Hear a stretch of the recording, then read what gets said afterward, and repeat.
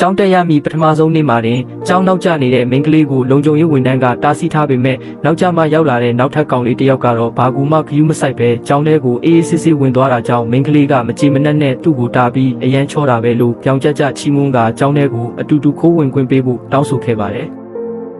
လုံခြုံရေးကထပ်တားဖို့စူးစမ်းပေမဲ့ကောင်လေးရဲ့အေးဆက်ဆက်အကြည့်တစ်ချက်အောက်မှာတင်လုံခြုံရေးကလက်လျှော့သွားခဲ့ရတာကြောင့်မိန်းကလေးကအောင်နိုင်သူအမူအရာနဲ့ကျောင်းထဲကိုဝင်လာခဲ့ပြီးအတန်းထဲမှာမိတ်ဆက်တဲ့အခါမှာလဲသူမရဲ့ဝါသနာဟာရင်ဘတ်ပေါ်ကြောက်တုံးတင်ပြီးထူခွဲရတာလို့မျက်နှာသေးနဲ့ပြောလိုက်တာကြောင့်အတန်းလုံးရင်မောခဲ့ကြသလိုကံကြမ္မာလိုအရာသူမဟာအဲ့ဒီကောင်လေးရဲ့ဘေးမှာပဲထိုင်ခွဲရပါတယ်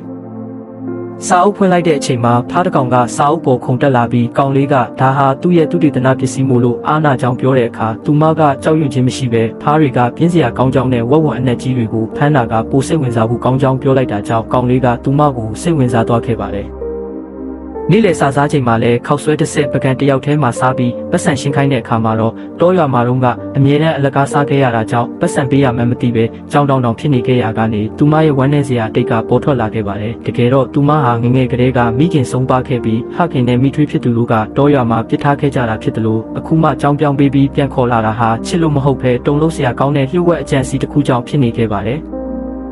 အဲ့ဒီအချိန်မှာပဲကျောင်းရဲ့လူမိုက်ကဘေးစဘောတုတ်တစ်ချောင်းနဲ့ပေါ်လာပြီးအားလုံးကကြောက်လန့်နေကြပေမဲ့သူမကတော့အထင်သေးတဲ့အကြည့်တွေနဲ့ပြန်လဲစိုက်ကြည့်နေခဲ့ပါတော့တယ်ဗျာ